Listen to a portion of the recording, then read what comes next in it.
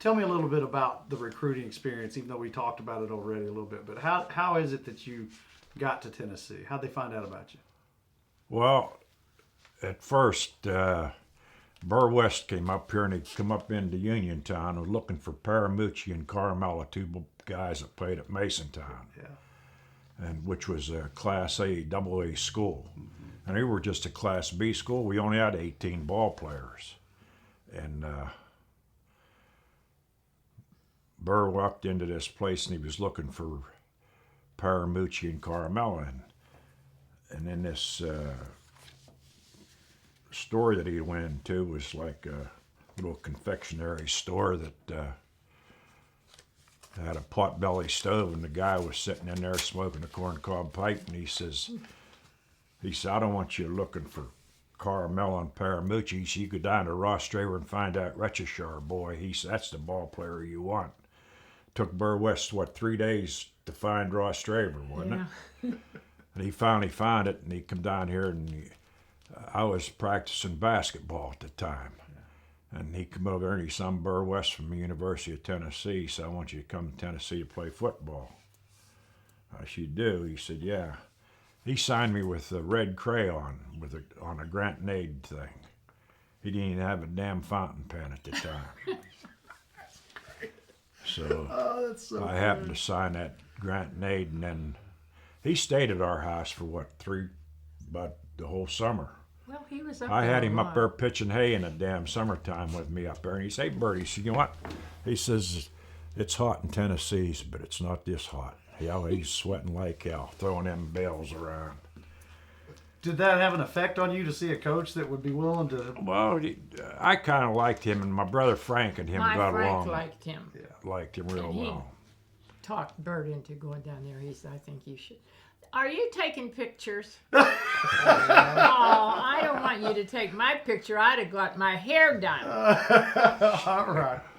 We'll stay on your brother. Can I not take pictures of you? What's that? Can I not take pictures of you? It's nice though, the way it's you're great, kind of the interjecting. two of you together Yeah. like this. Yeah. I'll let you approve. I'll let you see it. Okay. All right. I promise. I'll do that. I would have, gotten myself fixed up if I knew I was going to have a picture taken. Oh. Hell, you're all right, Helen. Oh God. Well, what do you think they saw in you when Burr showed up here? Why play? Well, when I went to Tennessee, they flew me down there. A number of times. You went down, I think, 3 or 4 times. Yeah, well, the first time I went down there, I worked out down there, and Neyland called back at our house up there where Burr was staying, and he talked to Burr. He says, Burr, don't you leave Pennsylvania till you bring him back with us. So I guess the workout satisfied Neyland pretty good, that what I did down there. And I told him I had to get the hell back home. I had hay to bale back there. And they kept my damn ticket, took my ticket out of my pocket down there, and made me stay over the weekend down there and work out another day. So I did Monday morning again, I worked out. And then Monday night I came back home. And Burr stayed up our place, oh hell, a good while after that. I don't know how long it's been too But him long and my ago. brother Frank were close. Yeah. My brother worked in a coal mine, which he passed away. He got killed in a mine. And he and Burr got along pretty good. Mm. But that's what caused me to go to Tennessee was my brother Frank. And Burr, of course, he was... And then Cy Anderson, the baseball coach, he come up in the spring. Yeah. And he stayed up here for, I'd say, about a month and a half, getting me to go to Tennessee. Yeah. He's just telling me how great the baseball team was and all that,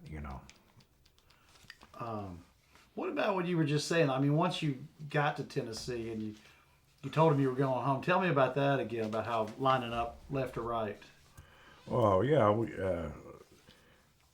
we got down there in the spring practice, which formation right, formation left. Larcella was a tailback, and I say, Dago, I said, formation left for a change. I said, I'm tired of going formation right all the time. So I thought, well, I'd be the tailback.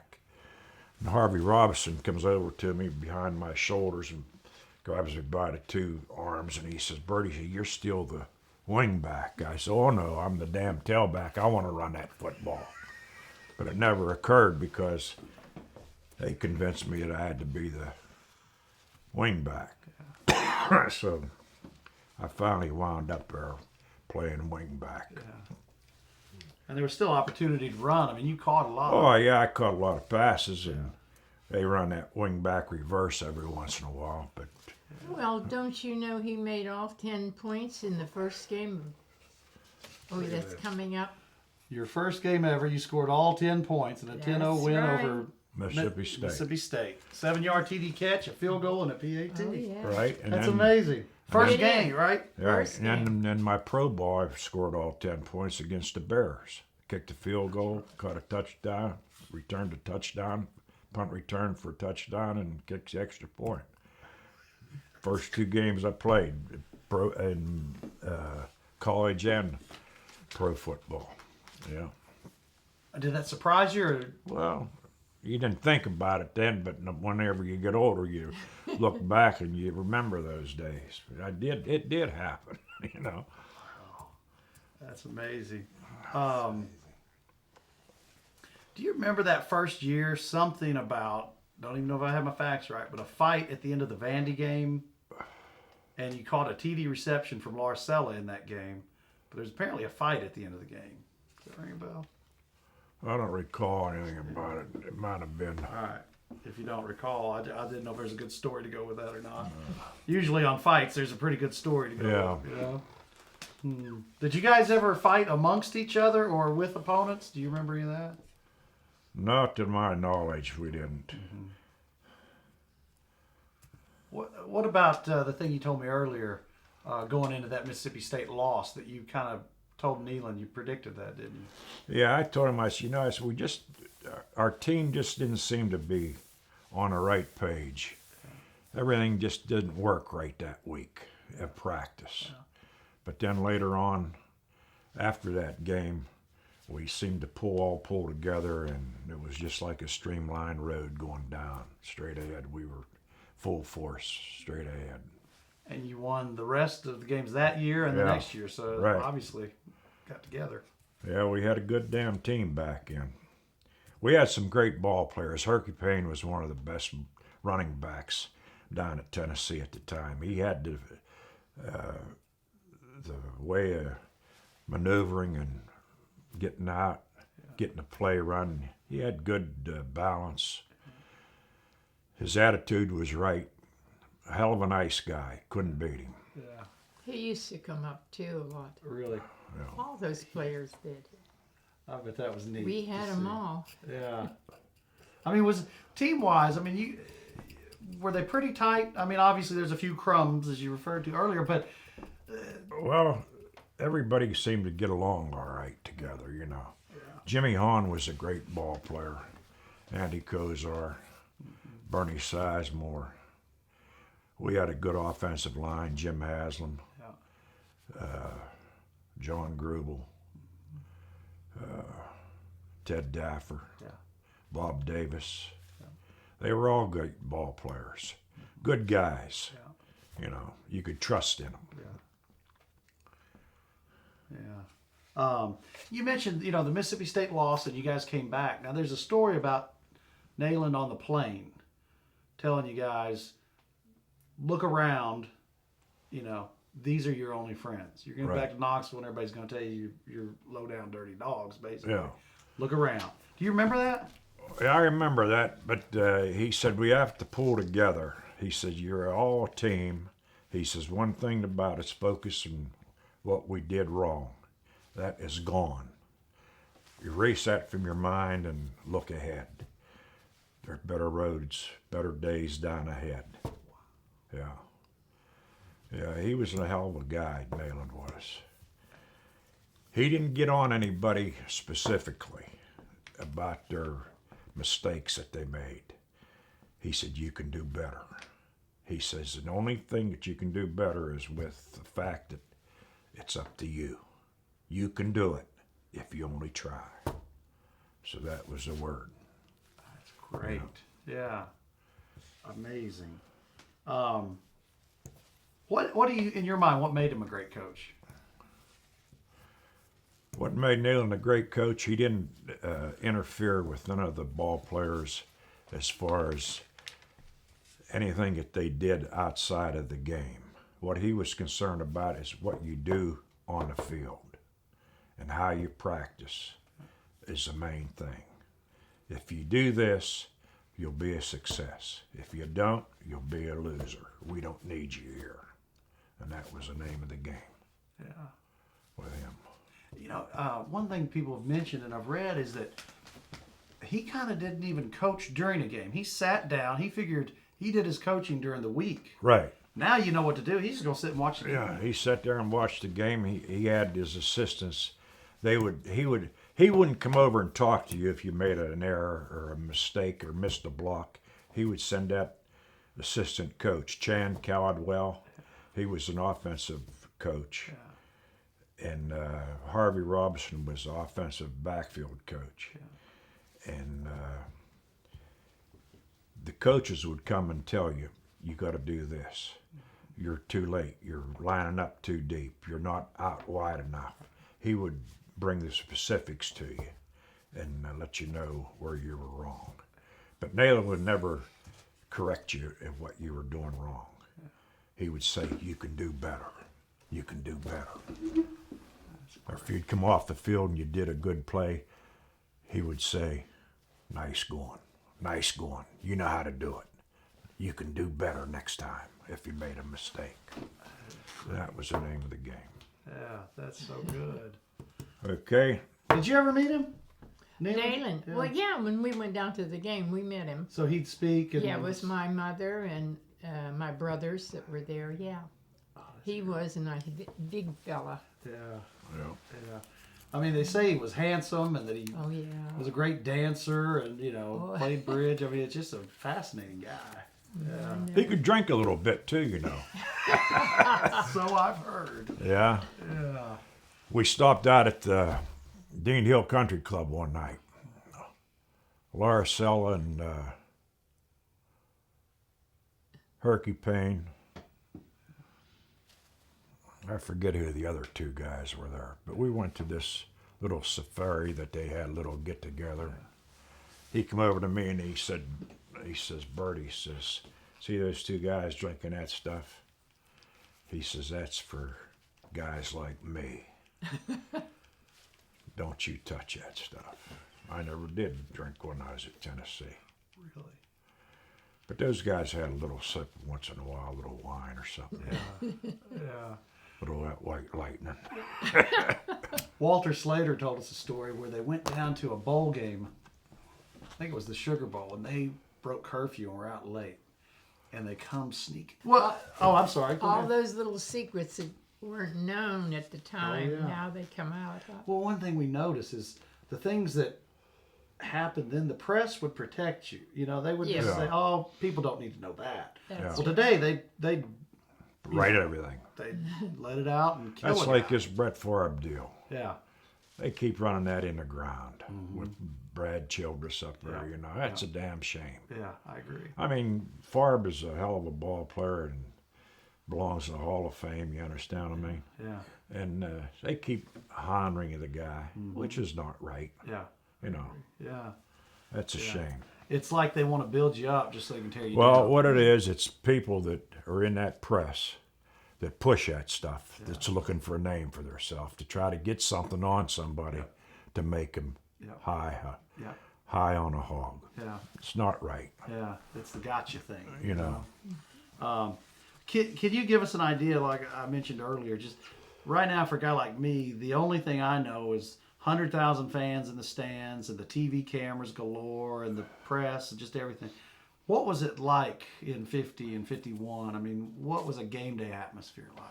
Well, today TV's about blown it out of proportion, you know. And back in, you didn't have that.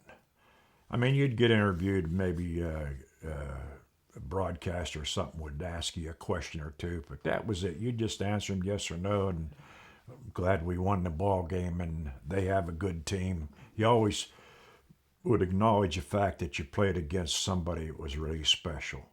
But never knock a team down, because everybody has to put their pants on the same way and their shoelaces up, and get out there and try to play the game, because the public is the one that's there supporting you.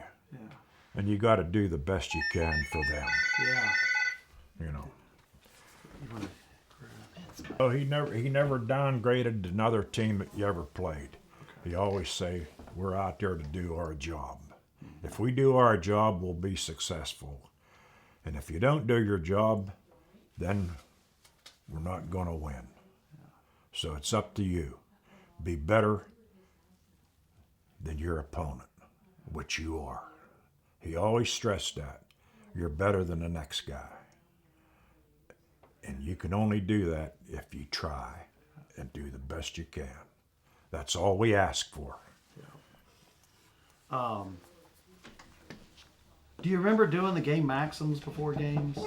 Does that ring a bell? Do what now? That you would recite the team that makes the fewest mistakes will win. Play for, make the breaks when one comes your Always score. carry the fight to the team. opponent, and keep it there all afternoon. So you did do That's that. the winning edge, yeah. That was his slogan up there on the board before every game. Carry the fight to Texas and keep it there all afternoon. This is a winning edge. Yeah. Yeah. Yeah, he always had that up on the board for you to read. Yeah, I wondered about that. They still do it today. Yeah. Now, I know about the recruiting, but tell me about the first time you encountered the General. Obviously, it was in Knoxville. What was your impression of him and his impression of you? Well, to me, he was something special, because he sat up in his office with that tie on, that white shirt, and sat back there, and he would ask you, what do you think about the university here? And now I said, naturally, it was a great place because it was huge, I was never used to seeing anything like that. Hell, I just come from a small area around where we, Class B school. I never went to any university games or anything like that. You didn't see much on TV because they didn't have it back in when I was there. But it was great to be at Tennessee. The crowds were great. We just had that horseshoe. Now they have that enclosed stadium all the way around, 100,000 people down there. Yeah. It's amazing. Yeah. Whenever I was a freshman, we didn't get to play. We only played 3 ball games, 3 freshman games, and that was kind of a thing that didn't fit with me, because I figured going to Tennessee as a freshman, I'd be playing freshman ball. I couldn't understand you had to sit out the whole freshman year before you could play, which I thought was wrong. Now they play as freshmen. Yeah.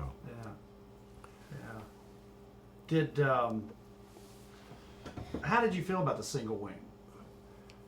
Well, it was all right. Whenever I played in high school, we played a double wing, But I get to run a ball. I was like the fullback there, or the tailback, what you call in a single wing in high school ball. And then coming a wing back, all I did was block all the damn time, Which, but the best thing about it, though, I knew I was getting to play defense, which I liked also, defensive safety. I played 60 minutes my sophomore, junior, and senior year down there. That was the whole ball game. I'd lose 17, 18, 20 pound a game. Is that right? Yeah. Yeah. Playing both ways. Now, that's obviously the way you wanted. You wanted that. The General wanted that, but the rules changed. Yeah. So, did you volunteer for it? Did he tell you to do it? No. I knew that was my job.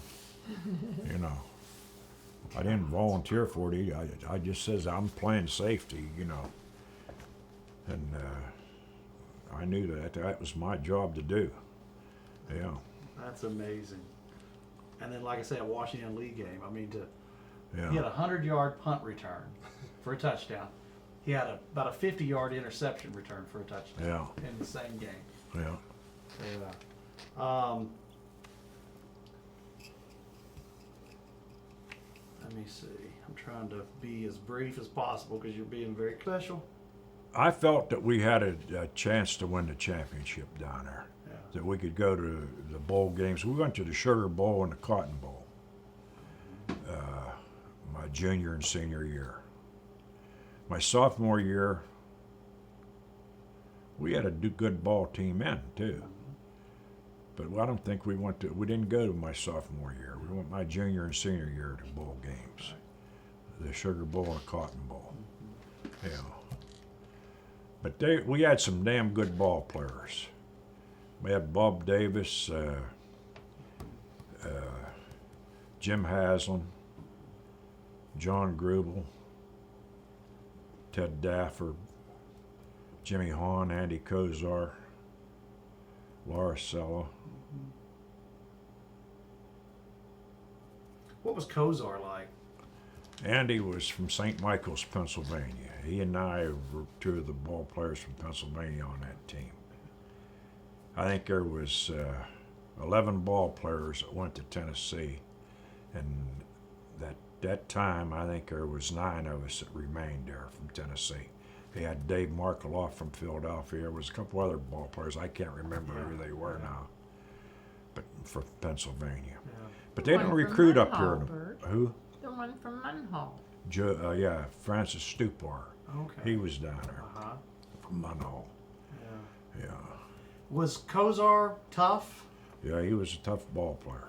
Do you think there's something about this region that just made you tougher? Well, back here, our Pennsylvania had some damn good ball players. We had Joe Namath, Montana, from Denora right over here, Marino. across the river, Marino from down here.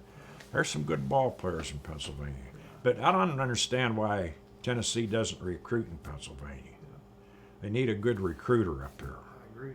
is You know, what they used to have, I'm sure you knew Coach Rotella. Yeah. Yeah, he used to constantly patrol this area. And Yeah, come down with some Rotella. guys. Yeah.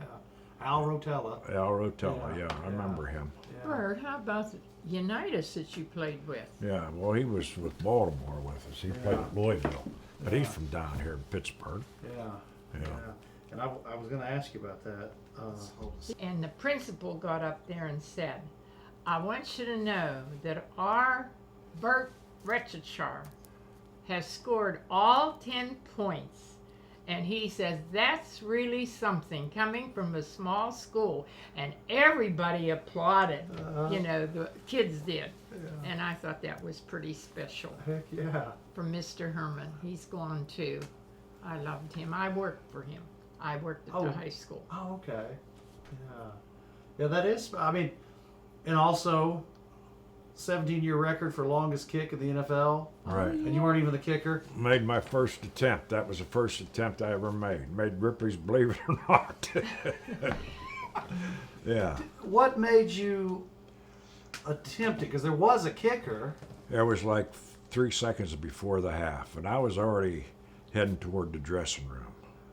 As a matter of fact, I'd already crossed the goal line. Heading toward the dressing room, they called timeout, and they said, come on back, you want to kick this field goal. So I went out in the field. Tom Keene was a holder, and Monty Brethar, he weighed 179 pounds. He was a center. And I told Tom Keene, I said, Keene, hurry up and snap that damn ball. I got to get to the restroom. Okay. So he snapped the ball, and I kicked it. I turned around, and I'm heading to the dressing room. Alex Agassi played with me at Cleveland Browns in '52, my first year with the Browns. And I was traded to Baltimore. But Alex Agassi caught me at the goal line, and he come up, he said, you just broke a world record. I said, Alex, you just broke my damn shoulder. And he said, yeah, you just broke a damn world record. I said, yeah, and you just broke my goddamn shoulder. I said, Alex. So. Did you ever hear, I'm sure you did, but apparently in the locker room of the Bears, Hallis was in there. Yeah, and said nothing until... Right before the ball game, right at halftime. He didn't say a damn word during the whole halftime. Bill George played at Wake Forest. Played for the Bears. He was a middle linebacker. He come to me after the ball game. He says, House only said after the game, after halftime, right before halftime, the officials come in and says it's time to go out. He said, it was a hell of a kick, wasn't it, fellas? Sure was. But I didn't know how far it was, or I'd have probably missed it, you know. You just want to kick it and go take a pee, right? Yeah. Oh, that's great. Can you tell me a little about that Washington Lee game? What do you remember? What'd you do in that game? Washington Lee, Yeah. I remember catching that ball that was right at the goal line or beyond the goal line, running 100 yards. We had 3 or 4 big returns in that ball game at Washington Lee. They had Miguel Bassetti was a quarterback at Washington Lee. He was a hell of a ball player. Yeah, but they had a good team, Washington Lee. Now I heard that the game was closer than maybe Neyland thought it should Oh, yeah. have been, and you guys had a little punishment. Yeah, I've heard you had to run 100 laps Sunday morning. yeah, You remember that? yeah. So that's, He had us run around the damn field, around that track down there in Tennessee, inside the football field. Yeah. now, would he have been there making sure you did them, or would he send Mickey or somebody else? No, he would sit up in the bleachers with his binoculars, and he'd look and watch. Yeah, he knew what everybody was doing. He knew if you did your job or not. Now, the game I had, the Kentucky game, 14 inches of snow and 10 degrees above zero. Can you tell me a little about that? I'd love to hear that I'll on tell you camera. what, that game, we were dressed up like the damn pros. We had stockings we got to put on, you know. We felt like pros out there. That was a hell of a ball game. We was playing against Pirelli, Babe Pirelli. He's another ball player here from Pittsburgh. Pirelli. I didn't know that. Yeah, he's from up here.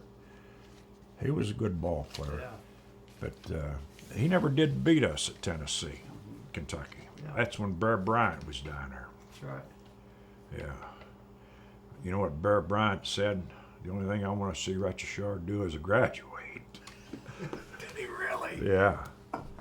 Yeah, old Tom Sawyer wrote that in the damn paper years ago. Remember that? He said, the only thing I want to see Rechichar do is graduate from Tennessee. That Yeah. must mean you had a few good plays against Kentucky. Yeah. We did good against Kentucky. They were a good football team. Yeah. I mean, in fact, I think that year they went on to the Cotton Bowl. Yeah. You know, when you guys were going to the Sugar Bowl or, Right. or something like that. So Yeah. they did very well. That was quite a clash. Yeah, Kentucky was a good ball team. Yeah, apparently the Bear really looked up to Neyland and, Yeah. and tried to get into his head a little You know, I'll tell you who, Carl Snavely. I know the name. He was a coach at North Carolina at the time. He says, sleeping fox. He said, you can't trust him. We went to Carolina to play, and Charlie Choo Choo Justice, Chan Codwell. He said, Bertie, whatever you do, don't you kick that damn ball to Charlie Choo Choo Justice. I said, I figured, well, that's good. We'll kick that damn ball to Charlie Choo Choo Justice, okay? Just so we could knock him the hell out of the ball game. And I think the first time I kicked the ball off, I kicked it to him and he ran it back to about the 35 or 40 yard line. I come off the field, you know, after the kickoff, after we stopped him. He said, I told you not to kick that ball to him. He said, Neyland will get on your tail. I said, well, we have to get Charlie out of there. He says, that way we have an opportunity to beat these teams. But they had a good football team, the old Charlie Choo Choo. Oh, yeah. Yeah, in fact, Slater, a few years before, Yeah. showed him up a little bit. Right. Yeah. Can you tell me again about the Texas locker room and that kind of story? And Well, we were playing Texas, and you're talking about the time that I told you that story about that Tennessee waltz where Patty Page had that Dixieland band hopped up that Tennessee waltz. Neyland was from Abilene. He says, fellas, he said, let's make that song live in hearts and die in hearts of these goddamn Texans. And we beat them, but it was a close ball game. There was about a minute and a half to go, and they were down about our 14-yard line. If there was a few more minutes left, it was close, but we did finally come out and win. But it was a good ball game. Yeah. Did you remember? Just a second. Okay. One thing after that game, the Texas game, and you're in the locker room post game, and many people said they never saw Neyland as happy, and apparently he got up and said, "I love every one of you sons of bitches." Yes, he did. Yes, he did. Can you tell me about that? That was a great feeling to hear him say that he really cared for everybody on that team. But we were a good ball team back then. The guys all got along together, and they were happy that they won the game. It was a great experience, you know. A lot of the guys felt that everybody contributed. It was just a team effort. It wasn't just one or two individuals, you know. Larcella made a good run, you know, in that game, which was great. And Herky did well in that ball game, Herky Payne. Kozar did good. They all did good, every one of them. Yeah. Did you recall who it was? Somebody apparently blocked the same guy twice on that Larcella run. Some Texas guy was complaining, saying that, I'm wondering if it was you or not, but said he got blocked, got up and kept pursuing and got blocked by the same guy again, and Neyland just loved it. I don't recall who that was at this particular time. All right. Well, you know, the teams in 50 and 51, particularly against Texas, but they were small in general and light in general. Yeah. How did they make up for that and win a national title? I just say the desire and the effort that Neyland put in their heads that went out there and did the job, you know. You know, I hear that he supposedly would practice a play 500 times before ever running it in a game. In other words, the repetition. Did that ever bother you, or did you get the method to his madness? Well, what he did, we'd go out to practice, and he'd say, "This is what we're going to do." And if you do it right, you wouldn't practice it as much, but you'd skip a play or two, and then he'd come back to it, and then you'd carry it through, and it would work perfect. Then he'd say, "Nah, that's the way it's supposed to be," and that's what made us the champion that we were, you know. Was there ever anything similar to this? In 1946, and this has been confirmed by a lot of people, but he was trying to get the attention of the guys. I think they were too tight or something. They were playing Boston College. And apparently they got in the locker room in pregame, and it was just hot as it could be. Just everybody steamy sweat. And he said to the guys, you know, "Pardon me, guys, I'm a little too hot. I'm going to get comfortable." And he took off his clothes and was standing there in these silk, apparently pink underwear, and just broke the guys up, and they laughed, and they went out, and they ended up winning. You know, it loosened them up just enough. Yeah. Did you ever witness anything, not specifically like that, but did he ever loosen you guys up in any way like that? No, not to my knowledge. Yeah. Not that I can remember anything like that. Yeah. What about in 51? Did you guys expect to be undefeated national champions? I think that we thought that we were a damn good ball team, but we didn't realize, you know, what the champion really meant, you know, back then. I mean, we felt that we could win every damn ball game as we played. But we had some great football players down there, guys that didn't get the recognition other than myself. I mean, I got a lot of recognition down there, which other ball players deserved that didn't get it. That I felt that you don't really know as a spectator what these guys do until you're within that format of the game, in which they do, like Ted Daffer pulling out, blocking guys downfield, tackles, going downfield, Haslam, Vince Cassetta, done a great job as an offensive end, blocking that tackle every day, every time, every ball game. It's a team. It's tough. You got to tell me, after all that, and you were crowned national champion before the bowl back then. All right. What happened against Maryland in the bowl game? I'll tell you exactly what happened, and I'll tell you the truth about it. Jim Tatum came down to our spring practice that year.